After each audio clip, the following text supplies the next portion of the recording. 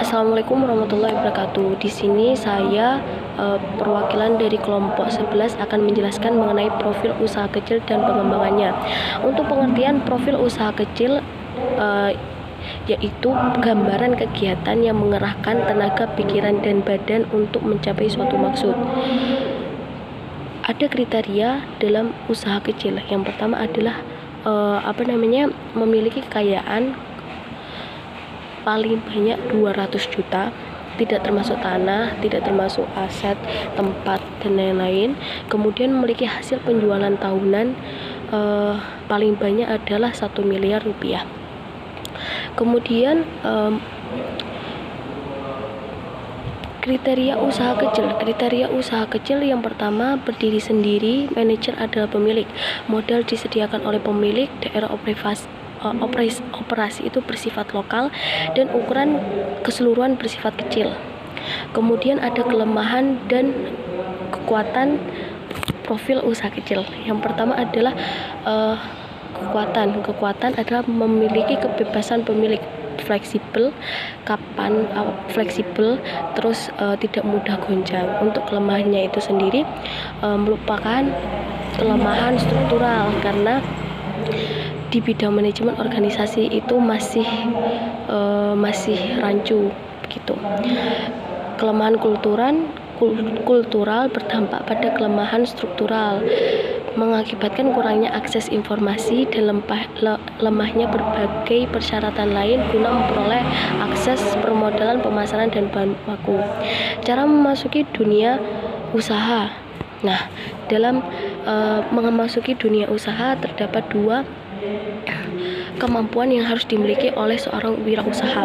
Yang pertama adalah manajemen keuangan, yang kedua adalah keterampilan manajemen personal.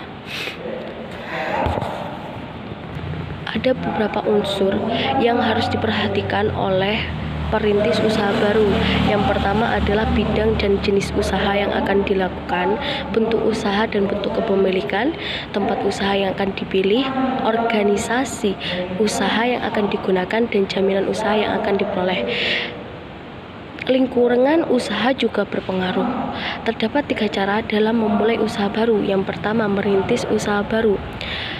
Terdapat 3 usaha yang dapat dirintis. Yang pertama, perusahaan milik sendiri, persekutuan, dan perusahaan berbadan hukum.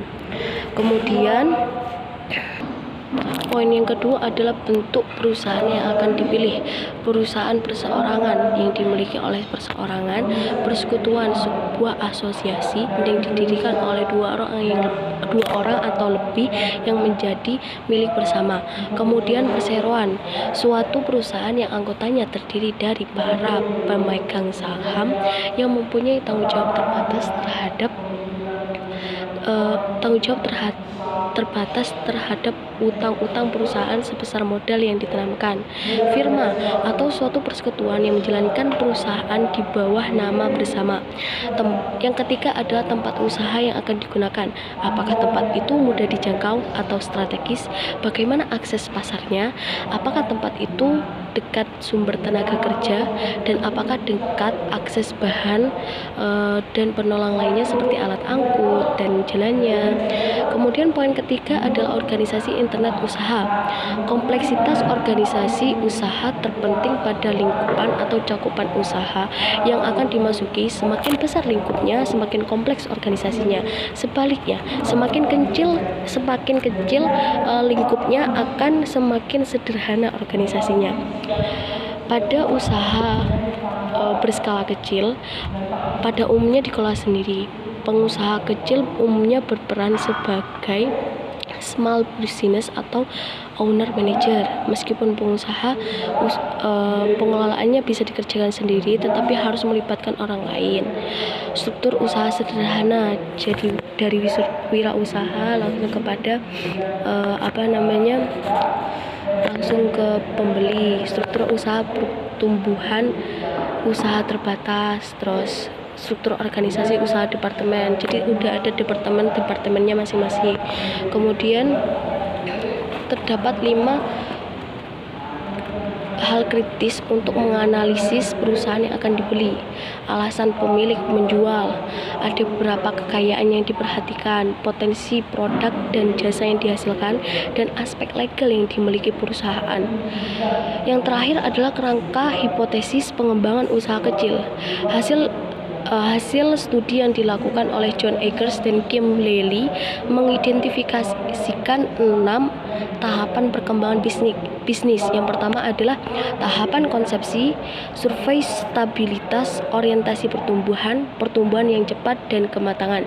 Pada setiap tahapan, kepemimpinan yang sangat dibutuhkan oleh pemilik perusahaan dalam rangka mengembangkan perusahaan, manajemen personal, dan manajemen keuangan. Dalam teori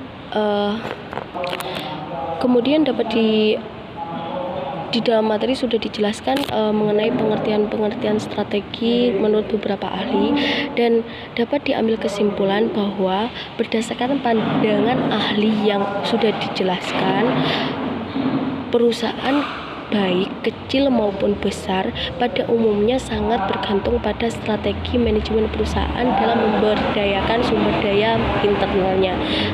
Terima kasih, demikian yang dapat saya sampaikan. Kurang lebihnya mohon maaf. Wassalamualaikum warahmatullahi wabarakatuh.